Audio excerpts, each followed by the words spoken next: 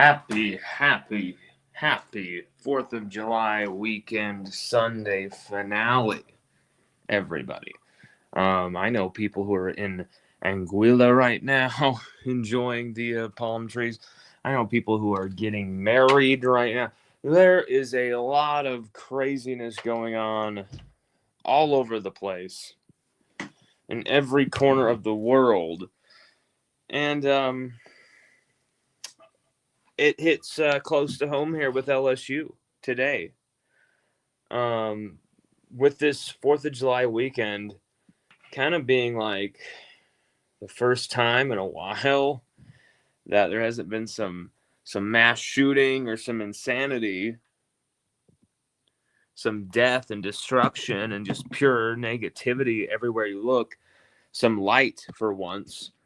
Well, it's good to also see some light continue from the news desk. You want to continue those good vibes of just give us good news, things that are good are happening to people, not bad things.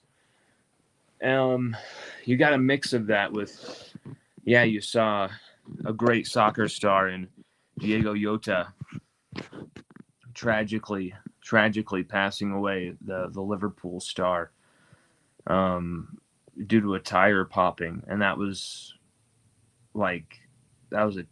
just a horrible death.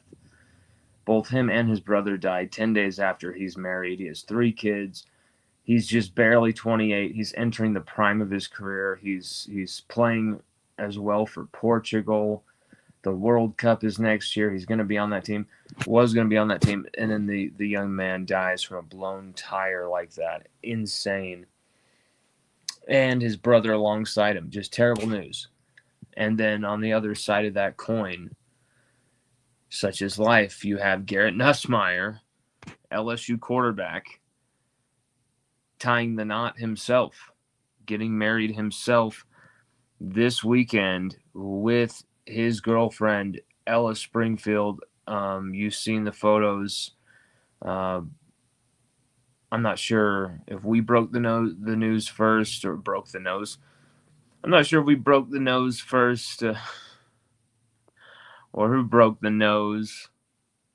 If anyone broke the nose, but we had it shared to us. We had it. Oh my gosh, this is happening, and I was like, what? Oh crap!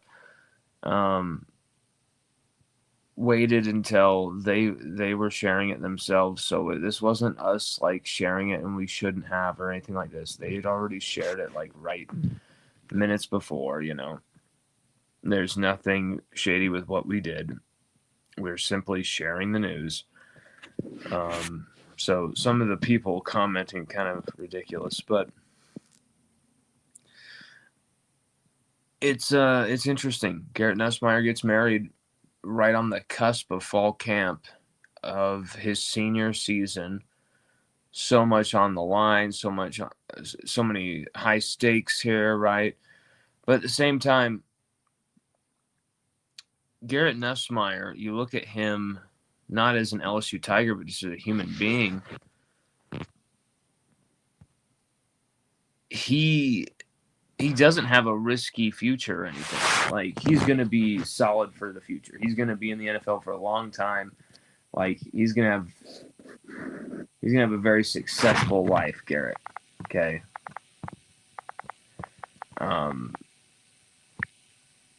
Whether he wins the championship this season or not. That's why this type of decision is made when it's like, none of this matters or affects our decision whether, you're going to go into fall camp. He still would have been going out with this same girl, right? Now that they are engaged, they are going to get married. A wedding will be prepared for, all that stuff. That's good and fine. I'm pretty sure that stuff will be set aside for the rest of the season until like February. I'm sure that's when the wedding will be had, February, March, that type of thing. I'm happy for the dude. How can you not be happy for the dude Garrett Nussmeier has given so much to LSU. He stayed multiple years knowing he was going to be a backup and did not transfer from LSU. In this day and age, that does not happen. People who question him, question maybe his commitment, his dedication, question his maturity, his decision making, all this stuff. It's like, well, I think he made the right decision, didn't he, just to stay at LSU, didn't he? Like, I understand you think his on-field decision making isn't good, but shouldn't it be able to improve considering the track record here? The dude stayed at LSU 2 years knowing he was not going to start. He could have transferred, he could have left, and he did not. No shortage of suitors. It was ridiculous the amount of money he was being offered, the amount of offers, like the sheer amount of teams coming after him was unbelievable. And he said no. And he stayed at LSU. And it's all come to this moment. He's also going to get married this at least within the next 12 months here. Like, wow, what a whirlwind, what a crazy year for the Nussmeier family. Nuss starting his first year at quarterback at LSU. The father, Doug Nussmeier, wins a national championship. A Super Bowl.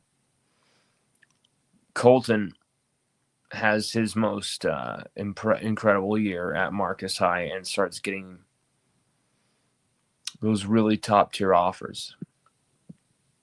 So, and then Ashlyn Nussmeier, gonna tie the knot with Will Campbell, and really being, that relationship, her relationship with Will Campbell, now New England Patriot left tackle, being a thing. So, a lot going on for the Nussmeier family, and just absolutely love everything that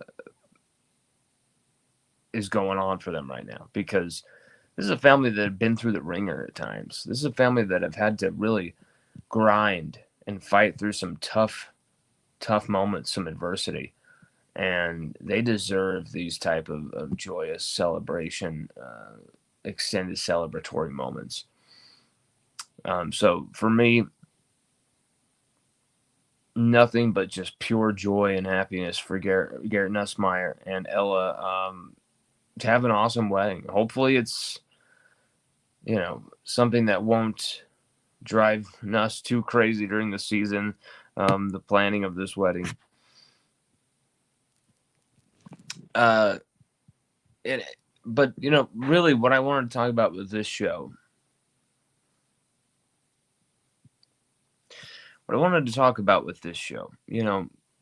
we have spent a lot of time discussing how this offense should be a juggernaut offense, how, Garrett Nussmeier, and if he's going to take the next step, is he going to win the Heisman? Is he going to have that Heisman season? Blah, blah, blah, blah. Barry Brown, Caden Durham, Caleb Jackson. We've gone through all the weapons. Trey Green. We've talked about all the possibilities. Joe Sloan, Alex Atkins. We've talked about all the additions to this staff, all of the new wrinkles to this offense, the wildcat, the offense, how many points they can put up. Can they outscore teams? Are they going to be an outscoring, outlasting kind of offense? Or are they going to control you? Are they going to attack the middle of the field? We have gone and literally dissect this offense, every which way you can. If you really go back and watch and listen or read our articles, we really go over the offense as thoroughly as I think you can. Not saying we're the best or anything, but I think we at least covered the ground and we're thorough. Okay. The defense, this Blake Baker LSU defense,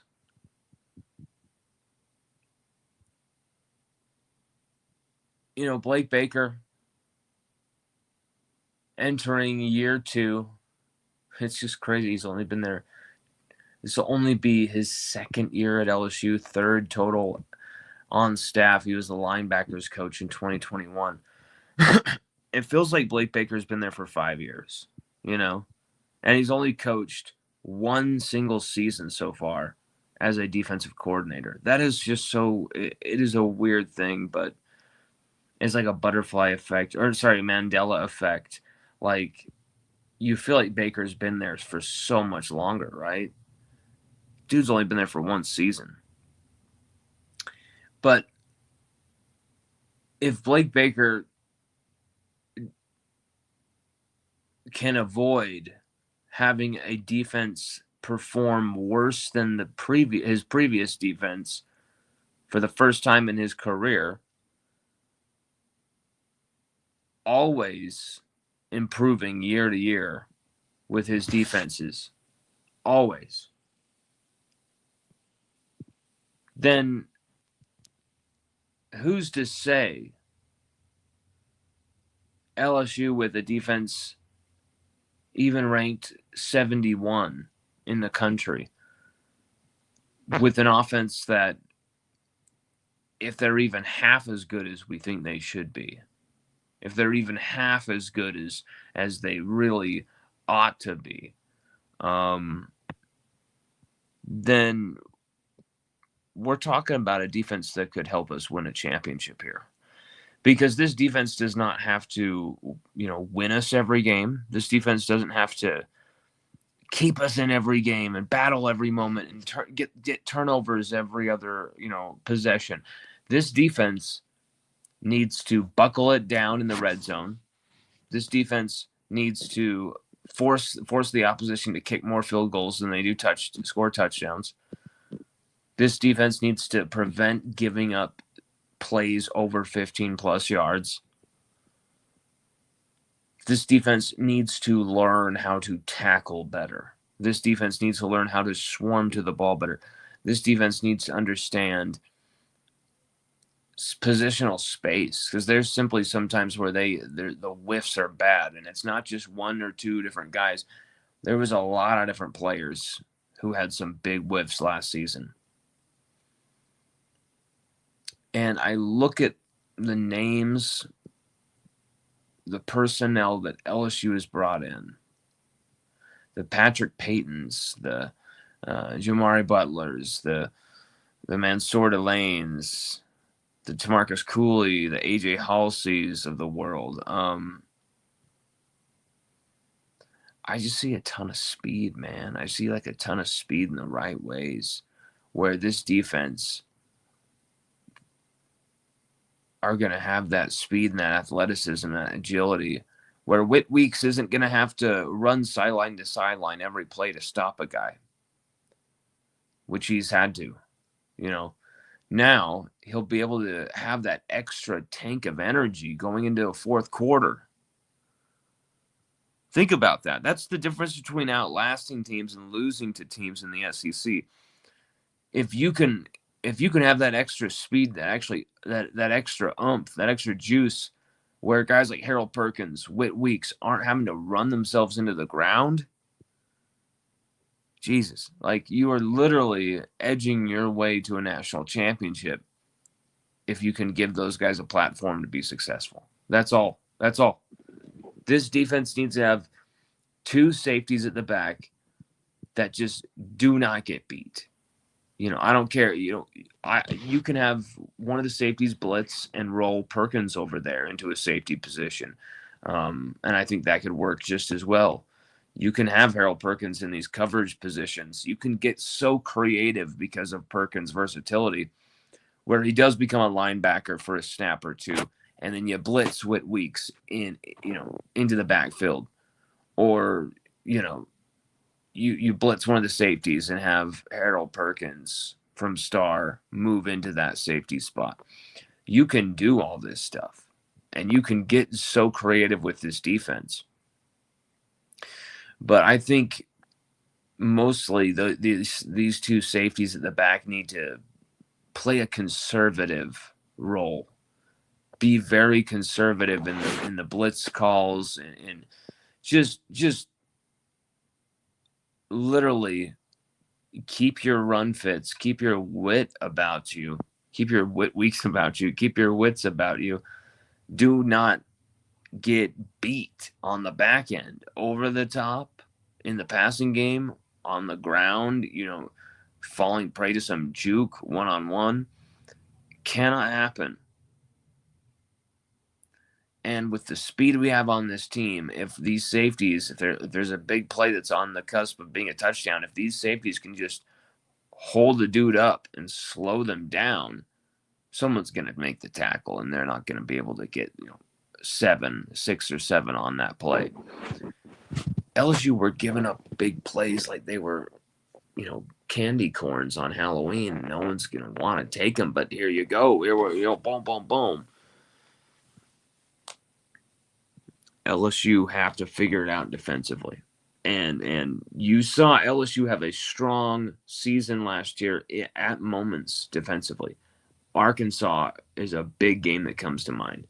If we had our laptop right now, I'd be showing that Whit Weeks play where he bats it into the air to himself, basically has a pick six, but gets tackled with the interception on the 1 yard line. LSU score the next play. That is the type of defense LSU can have this year. And that's without Harold Perkins, and that's without the 2 stud safeties we've got. That's without a stud like Mansour Delane at corner. That's without having Patrick Payton, Jamari Butler, or Jack Pyburn on your team. So just with the returning players, you had enough for a strong, solid, capable defense. Davon Keys is another name that has just been incredible for LSU. And regardless of, West Weeks coming back to health, Whit Weeks about to come back to health, you're probably going to see Davon Keys play a lot of football this year because he's just that damn good and he's just that versatile. Maybe they'll use him more in the passing packages and deploy West Weeks more in the obvious running packages. We'll see there. But DJ Pickett is now on this team. Dominic McKinley and Ahmad Bro both have another season of experience under their belt, where McKinley had 2 sacks against Oklahoma. Ahmad Bro had a few TFLs and was batting some passes down and was getting in the mix. This is a defense. I'm not going to give them too high of expectations because I just kind of want to watch and see how they play. But I have a feeling that this defense is going to be the most exhilarating, most punishing, most violent, most exacting, and most calculated LSU defense we've seen in years. And that may include the Dave Aranda era. There were still some nasty defenses in the Aranda era. I don't want to shit on the Aranda era whatsoever. But let's be real here. Dave Aranda's defenses don't have a lot of pass rushing greats on their team or produce a lot of pressure. That's not what they do. They're kind of a read and react defense. LSU thrives off of having pressure, attacking the backfield, but it's all about doing it in a calculated manner. I think LSU has the weapons to do that this season, more than they have in the last 4 or 5 years. Maybe even in the last 4 or 5 years combined. It's not that like, oh my God, each player is so much better than BJ Ojulari. Like Patrick Payton, he's better than BJ Ojulari. I'm not saying that. He might not be. Or, Demarcus Cooley, AJ Halsey, they're for sure better than Jay Ward. I'm not saying even that. Maybe they're not. Because Jay Ward did it at the LSU level. My point is LSU have huge upgrades on defense. And they don't have to be this good or that good or whatever. They just have to go out there on the field and physically deliver everything that they've got, which should set Whit Weeks, Harold Perkins free to really make some plays. And you can also include Patrick Payton, Gabe Relaford in that as well as making, setting them free to make plays. I think this is a defense that you're going to see for the first time in a long time at LSU, a defense that is going to create turnovers like you wouldn't believe. I think they're going to be hungry for the football, and they're going to get a lot of these fumbles. They're going to get a lot of interceptions. I think they're going to cause a lot of havoc in the backfield. I think this is going to be the first season in a long time where LSU have had more than 30-something sacks in a season and get up to close to 50 sacks in a season. This is going to be a year where LSU, I think, defensively, put it all together. I'm not saying it's going to be a championship defense 100%. I'm not saying it's going to be a bona fide, like, the best defense in college football. What I'm saying is I think this is going to be a defense that can beat anybody on any day, that can win LSU a game where the offense may not be playing up to their best. This is a defense that may take away the football when Garrett Nussmeier needs it most. This looks to be a defense that has so many different weapons that opponents aren't really going to know what's coming at them next. What flavor is going to be hitting them in the mouth next, from, Tamarcus Cooley, the safety blitz, Harold Perkins blitzing through the middle or off the edge, Patrick Payton's height, Gabe Relaford looking like the Predator coming off the edge, Dominic McKinley and Bernard Gooden able to do damage through the interior, Ahmad Bro, Jacobian Guillory, Whit Weeks flying around destroying people. Davon Keys is able to really knock some heads, hell-bent for leather football, but then also get a pick six and take it to the house. Like, this is a defense that is absolutely littered, replete with talent, with dogs, with ballers, with guys that LSU have been aching for to have on a defense for years. You know it, I know it. And it's not just the feeling around it. It's LSU have exercised some demons with a few guys not being there anymore. Finally, some of these guys left LSU. And they ate up way too many snaps.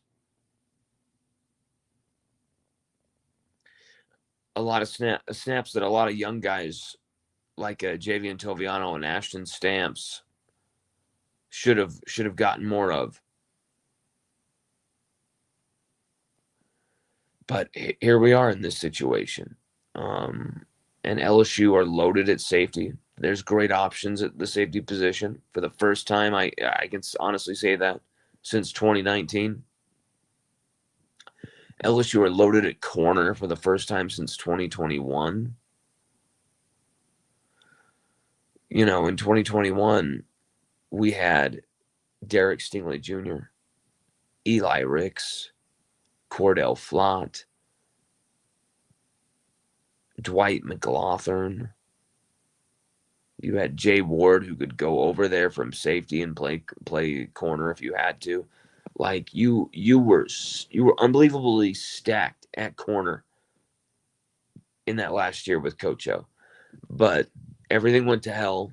Derek Stingley tore his ACL a few games in. Central Michigan, I think it was. Eli Ricks transfers to Alabama. Cordell Flott goes to the NFL with Stingley. McLaughlin stays on with the program, but Kelly dismisses him within a day. And LSU literally lose all that corner talent in like a few days. All of them just gone. It's taken LSU from 2021 clear until now, and the rehiring of Corey Raymond, I might add, to get back to that spot, to get back to that point. It's taken almost 4.5 years, plus the rehiring of the guy you fired in the first place, who you shouldn't have fired.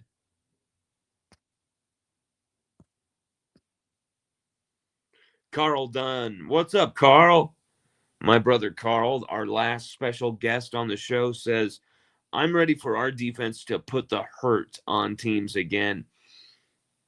You know, Carl, that's the problem that we've had for so long is even when our defense has played well, the last 4 to 5 years, even you can even count the 2019 season in this equation, I think.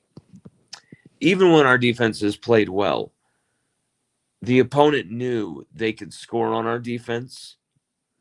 The opponent knew they could outrun our defense. The quarterbacks on the other teams knew, you give me a shot, I'm going to beat some of these corners, these safeties over the top. And it was mostly because of the safety play. LSU had a bad problem with the secondary going into that Bo Pelini season in 2020, despite all the names. Eli Ricks,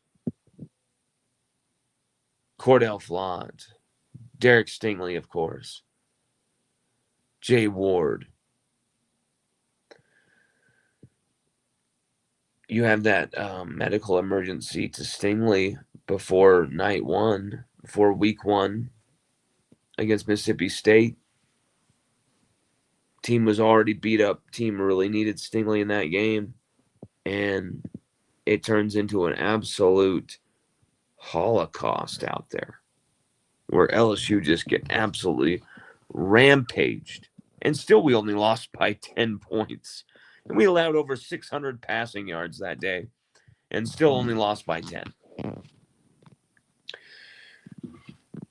That's how good Miles Brennan and that offense were at times on the day. But, man, that defense, it kind of showed you this is where LSU is going. This is the trend, is fast-paced, heavy metal offenses and terrible defense. And really, the 2019 defense solidified by the end of that season to end 26th in the nation. And they were actually very, very, very good those last 5 games. After Ole Miss, they completely switched it around and buckled down and absolutely, frankly, dominated teams that were number one teams, number one offenses, number one defenses. These teams had so much pedigree, some of the best quarterbacks in the country, and they just got handled by the LSU defense. So, you know, we don't, in a way, we don't credit that season for being a bad LSU defensive season. But games like the 74-72 loss to A&M that should never have happened, where we're just giving up so many big plays. The 2019 game against Ole Miss, giving up 300 rushing yards. Those were worrying signs of what was to come because we'd never seen anything like that at LSU. We'd never seen anything like that at LSU. And because of that, you had a feeling, okay, well, we were so desperate for keeping that offense going and keeping the offensive fireworks going and making sure we could draft all these great quarterbacks and all this stuff, and our defense will take care of itself. Louisiana talent. We'd keep saying that type of stuff. And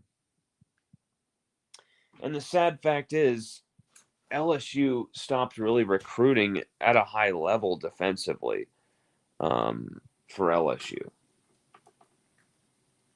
I mean, sorry. Louisiana stopped churning out the proper talents defensively for LSU, or we were letting them leave the state. Defensive line, you lost a number of big-time guys. Offensive line, you were starting to improve thanks to, big thanks. Huge, massive thanks to the arrival of Brad Davis. But defensive line-wise, secondary-wise, LSU, and until Whit Weeks, until Davon Keys, LSU haven't really produced great, solid defenders at these marquee positions for years. For years. Harold Perkins became like that first name, And even though Jaquelin Roy, B.J. Ojolari had some really awesome seasons, injuries or just being on shitty defenses kind of hampered them and kind of really hampered their trajectory. But I think both those guys are fantastic talents that kind of got lost in the shuffle at LSU. But I think anywhere else, they're going to be superstars. I mean, like once Ojolari gets back from that ACL at Arizona, I think he's going to be fantastic. Jaquelin Roy, I'm not sure how his career has gone, but man, I if someone's got some film for me to watch of how he's been with the Vikings, I would love to dig in to watch that because Jaquelin Roy's defensive line tape is so fun to watch. Even when he's not at his best, he's still swallowing up double teams and doing all this stuff that not many defensive linemen can do. But, it's hard for me to name even the last great Louisiana native linebacker even. LSU have had to get these linebackers from Georgia, Texas. Harold Perkins technically is a Louisiana native, of course, but we still had to recruit him and sign him out of the state of Texas. So and Devon Keys out of Texas as well, out of Aledo. All three Weeks brothers out of the state of Georgia. Tylen Singleton is one of the only ones out of Louisiana. C.J. Ross, another out of Texas. So, when's the last time LSU have had a dynamic Louisiana native linebacker? I'm trying to think. Michael Divinity. Oh, what am I thinking? Patrick Queen, of course, right? Wait. I'm thinking Patrick Queen. What high school did he go to? Was it?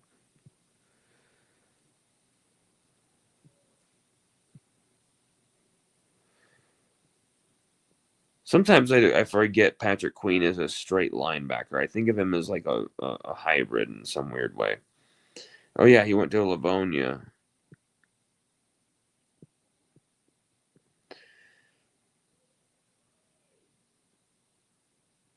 And people forget Pat Queen was a first-round pick and more than deserving of that moniker. So, yeah, Pat Queen, 2019 team, was the last real badass killer at linebacker from the state of Louisiana. Jacob Phillips, I think, to some degree, you could also include their 100 tackle man. But Carl knew that thing. You knew it was Livonia, Carl. LSU. This is a defense, whether they're from Louisiana, whether they're from Texas, whether they're from Georgia, who cares?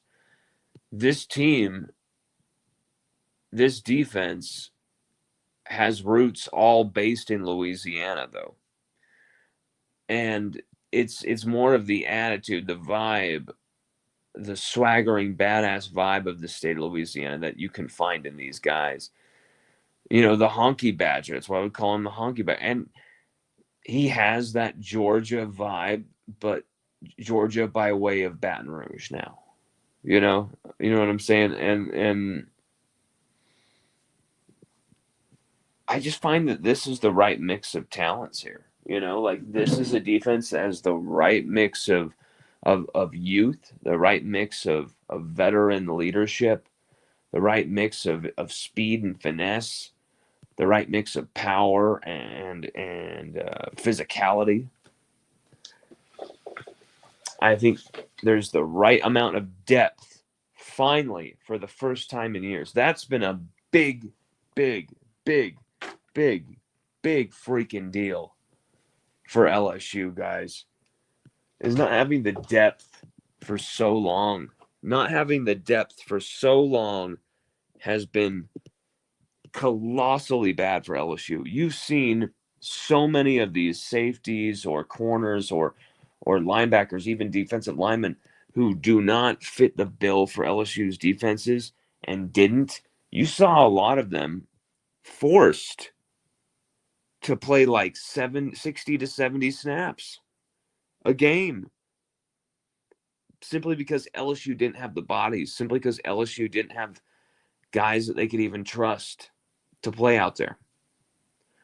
It was Major Burns and Andre Sam or nobody. Wow. Talk about options there, man. So what do you do in a situation like that? Well, you retool and you upgrade. You upgrade. You get rid of some dead weight and then you upgrade. This LSU defense is upgraded. I can see kind of the base formation of this defense being a formation consisting of, at left edge rusher, you've got Gabe Relaford, and you can have him standing or you can have him in tight in his stance in the ground, finger in the ground. You can have him mix or match that in either way, standing and then right pre-snap he gets into his stance. You can do whatever you want with those jack linebackers. You can have them DEs or jack linebackers in just a few inches, and they can both have the athleticism and the physicality to do either or. It's such a blessed position we're in right now, guys. And so you have Gabe Relaford, I think, on that left side at DE. And then I think you have Pat Payton on that right side at DE. The middle interior defensive line duo, I think it will be Jacobian Guillory and Ahmad Bro. Now, someone could probably say, hey, there's not enough penetration there. There's not enough. Okay, you can bring those guys off the bench, but I think that is the right mix for the guys we have behind and around them. Then you've got at linebacker Whit Weeks and West Weeks. I think you start both the Weeks brothers together in a tandem at linebacker. I think just like Van Halen, just like so many other brothers that did the same art together in football, these brothers will have something that's almost telepathic. And so I think you start Witt and West alongside each other. I've seen Witt get the best out of West, and then really West also push Witt to new heights. You see both of those directions. It's very interesting. West becomes a different player when he's out there playing with Witt. And Witt becomes even more of an animal with West. Trust me on this. And this is someone who's a big fan of Keys. And Keys still must be playing a lot of football. But I think base, you go with those two. And then at star, you have Harold Perkins, of course, in that free role where we've talked about it. You can be creative with him. You can put him at safety, even blitz the safety. You can put him at linebacker, blitz the linebacker. You can put him in coverage to cover the slot, blitz the slot man, the nickel. You can do whatever you want with this guy. You can move him to so many different spots. And I think LSU should show, hey, look, we can move him anywhere and he can hold his own. That really will just film study. They're not going to know what the hell to do with this guy. And then we can really exploit that main weakness of them, of each opponent with Harold Perkins. And then at safety, I think you really go with AJ Halsey. He's shown to be an incredible ball hawking talent, a feast for every fan. Just really makes a play on every ball that's in the air that comes near him. He's so hungry for aggressive, like, confrontation. He is so hungry for tackling violence. He is so interested in knocking you out of the game that I just love the idea of AJ Halsey being on this team, being with this program, and he's so fun to watch. You've seen his highlights, you've seen his film. If you haven't, you're doing a big disservice. Go look it up.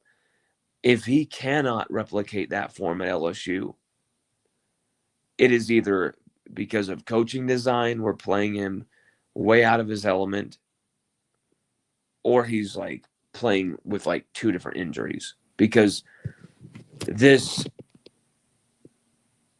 is just out of this world football that he's bringing from the safety position.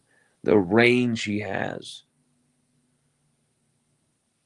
the tackling ability in space. He's just a special talent, AJ Halsey. And there's really no shortage of options with what you can do with him. But I think you kind of keep him as a read and react and kind of be smart, since you have so many guys you can gamble with ahead of him, like Whit Weeks, Harold Perkins.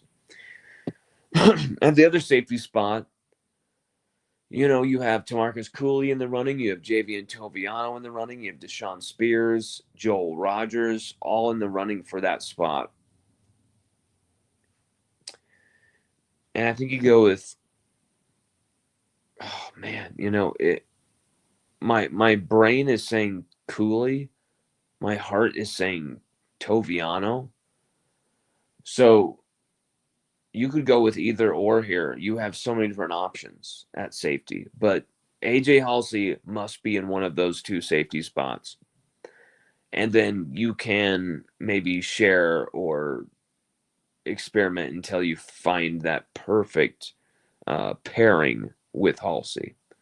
But I think the perfect complement might be Toviano. I just think maybe Cooley is the better player. Maybe he's better than Toviano right now.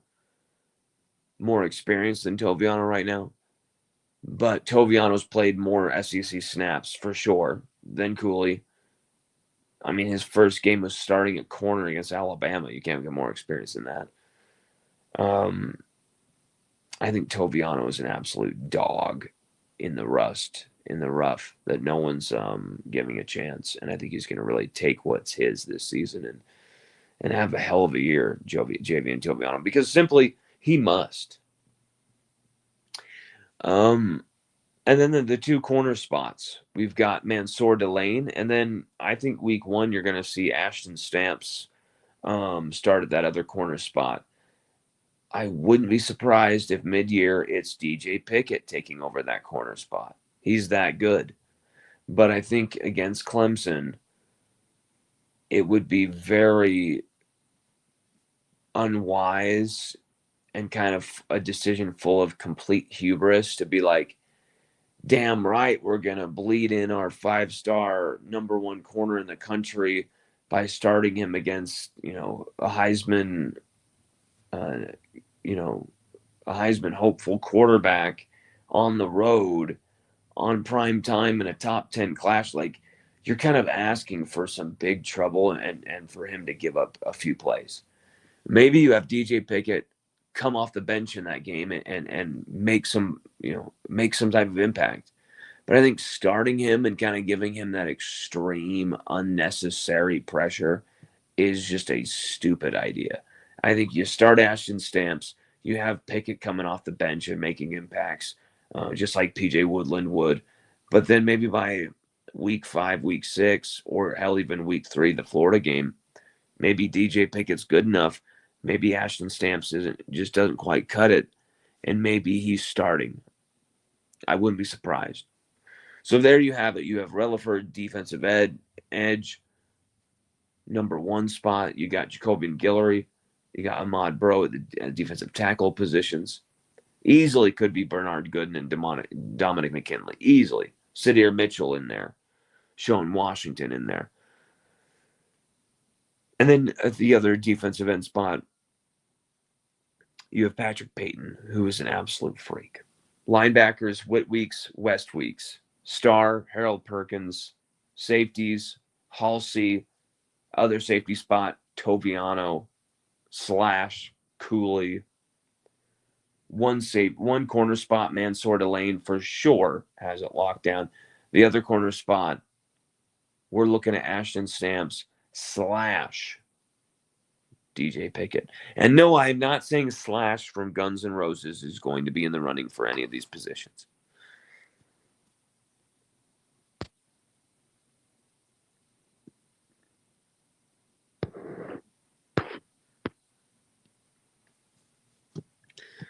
So, this is a defense that could be a top 25 defense this year. Is that crazy? Is that crazy to say? I don't think it sounds that crazy. You got Blake Baker, second-year defensive coordinator. You got a freak like Kevin Peoples as your edge coach. I mean, you've got a pretty locked and loaded staff there. And then all I see is just option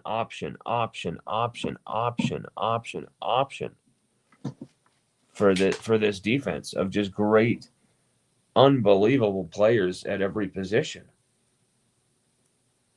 Not just through the portal, but a lot of returning guys. Just LSU have done an incredible job roster management wise here. And they've put together the best team of the Brian Kelly era. Now, whether that team delivers, wins a national championship, that's a whole other thing. But on paper, right now, for sure, this is the team that gives LSU by far the best chance. Remember, in past years, we were worried about, do we have enough bodies to make it through the entire season? On offensive line, on defensive line, at safety. We ran out of quarterbacks. We had to use Jontre Kirkland at quarterback in a game, or we were going to have to burn Garrett Nussmeier's red shirt, which would have meant Garrett Nussmeier wouldn't have had this season. And you know how many stupid LSU fans, and I'm going to say it, stupid LSU fans said, how dare Nuss not go out there and play for the team? How selfish of Nuss to not give up a red shirt and go play in a meaningless game. How selfish. And I'm literally like, are you freaking kidding me? Whether he uses that season with us or not, that's an entire season wasted on a meaningless game because these adults paid millions of dollars, couldn't get their shit together. And we're literally faced with either burning this kid's red shirt or having to use Jontre freaking Kirkland at quarterback.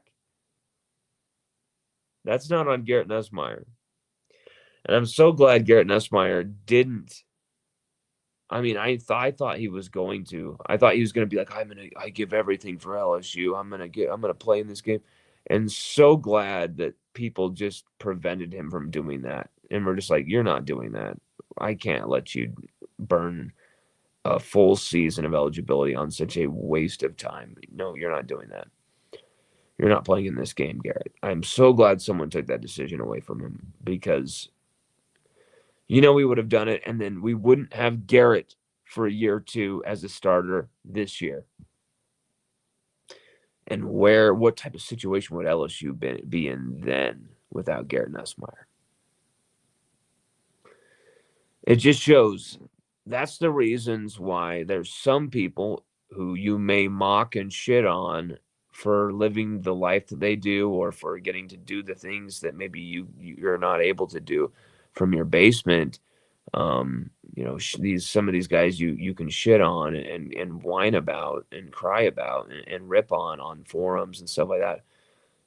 It's usually pure jealousy, and it's usually why they are where they are and why you are where you are, because they make those decisions and you don't. And it's thank God that they make those decisions and you don't, because it's always for you, no matter what the context is. It's like LSU is like a country that people should die for or something. Like it's like a military or something, and it's like, do you know that even the coaches and people on this team don't even consider that the reality? Like to the point that they didn't want Garrett to burn his red shirt. It wasn't like Brian Kelly walked up to Garrett Nussmeier and was like, "Where's your loyalty to LSU? Are you gonna burn your red shirt for me?" Like, being a real fan isn't being, an insane, emotionally triggered online fan. I mean, it does our team more harm than good. Moving on from that, though, you look at this defense, guys, and I just have such a good feeling here. I just have such a feeling of even more, offensively. We didn't see too many signs of like, oh, this defense is going to work with Joe Sloan as offensive coordinator. We didn't see too much of that. We saw actually a lot of things that looked really dysfunctional and really worrying. And there's a lot of reasons that could go into that have perhaps nothing to do with Joe Sloan and the organization of that offensive setup.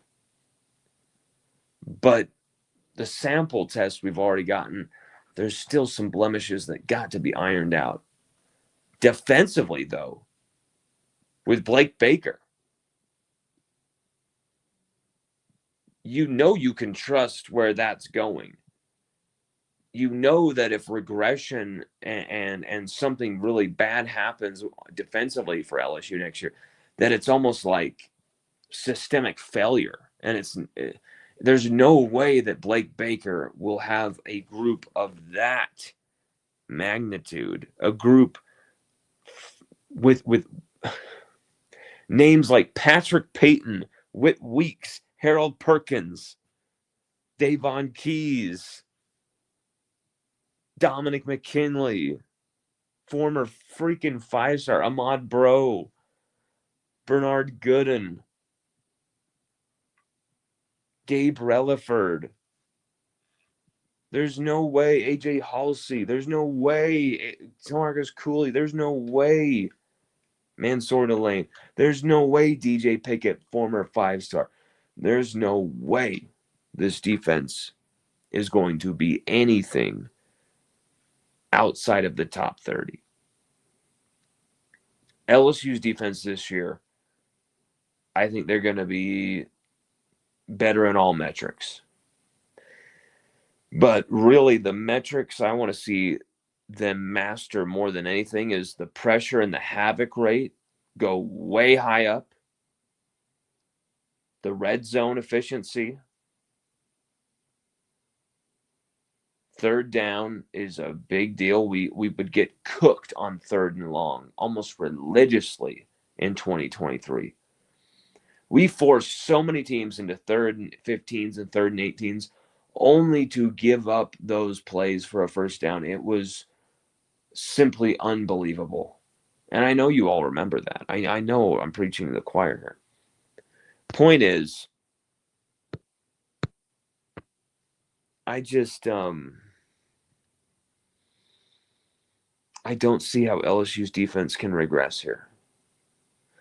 And if they don't regress from last year, and if they actually, in fact, improve even just marginally, even with vast big time upgrades, say those vast big time upgrades, those transfers we brought in, the returning experience, say those guys don't perform completely to expectations. They just, kind of hit expectations. Patrick Payton gets 6 sacks instead of 10 sacks or something, Even if just those guys are hitting those levels of performance, that might just be enough for LSU to win a national championship with a quarterback like Garrett Nussmeier, with a running back like Caden Durham, with that type of a freak show of a skill positions room. Where you've got Aaron Anderson, Barian Brown, Nick Anderson, Destin Hill, Kyle Parker, Teron Francis, Trades freaking Green, Bowers Sharp at tight end, Donovan Green at tight end. I mean, Chris freaking Hilton we left out. Chris Hilton we left out. There's so many names. Xavion Thomas we left out. There's so many names.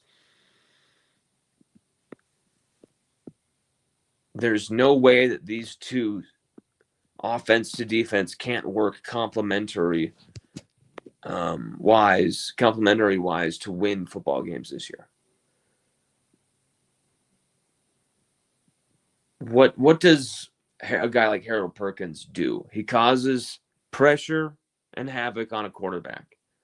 What do guys like Halsey, like even a guy like Devon Keys, Mansour Lane, Pickett, what do these guys do? They take the football away.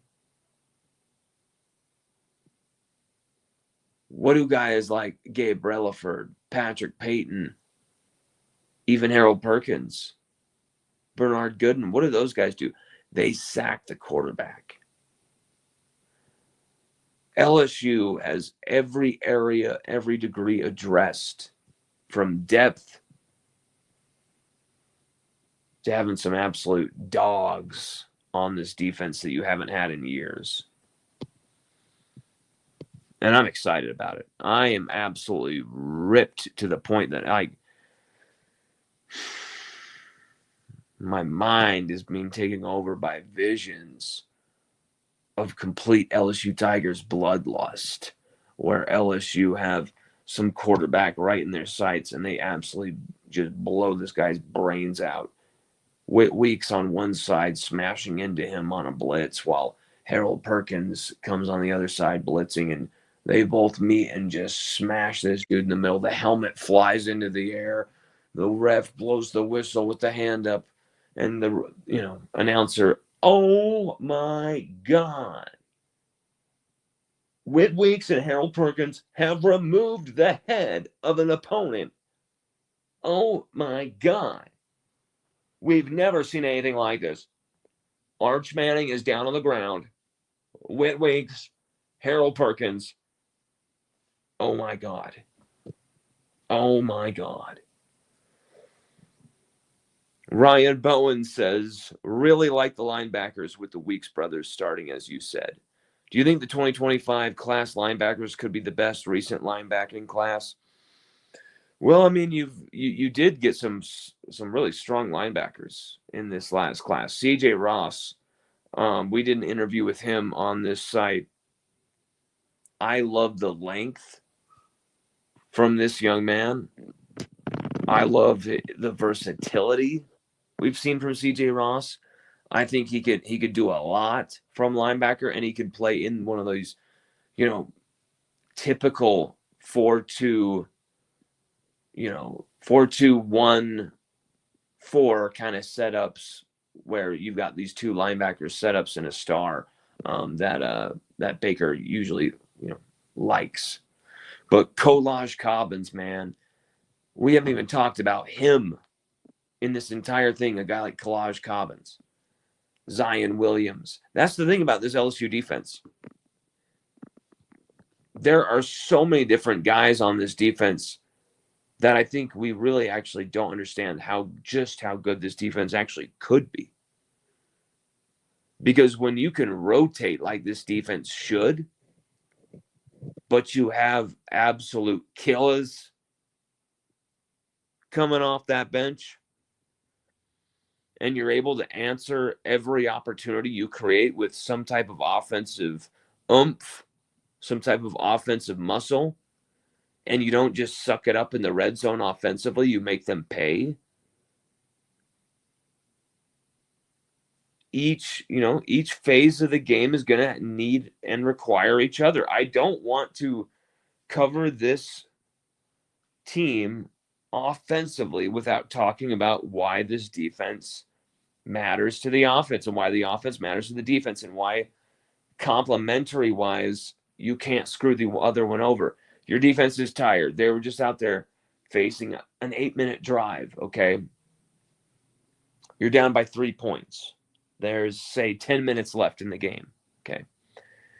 If you do a quick 3 and out, okay, well, we're still only down 3 points. Yeah, but your defense is so freaking tired. You might give up the game here. You might not even get the ball back. You might get the ball back with a minute left. Why not control the clock, move the chains, keep it conservative for a bit there, get your defense some type of control, some type of regrouping, chance to breathe. It is such an exhausting game, especially for the front seven. And yet you throw your front seven out there every second, even if it's in the name of the offense scoring a ton of points. The lack of control is going to hurt LSU if we don't control games at different moments this year. Even I don't care, even if our offense can put up 50 points a game, like we have to control games with the offensive line in the running game, or LSU will not be able to win a national championship. You simply have to grind teams out at least 2 or 3 times a season. You just have to do it. You just got to do it at least 3 times a season, Kevin.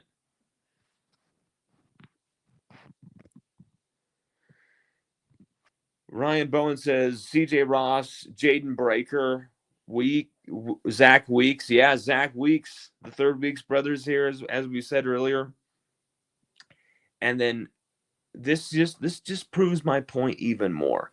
Keelan freaking Moses is on this team, and we haven't brought his name up once. Why? I've heard that he might be kind of more of a project and that he might not play that much this year. But that could be a complete smokescreen to get me to report that, when in reality, they're prepping Keelan Moses to be an absolute stud for LSU this year, a contributor off the bench. I could see either one. But do not forget this statement.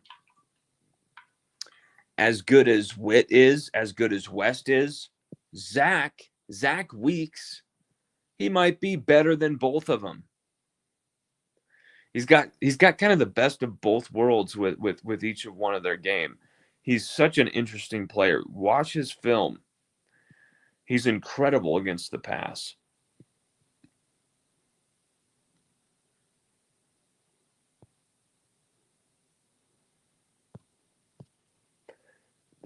Pope of LSU says the only thing that should be on our defense's mind is violence.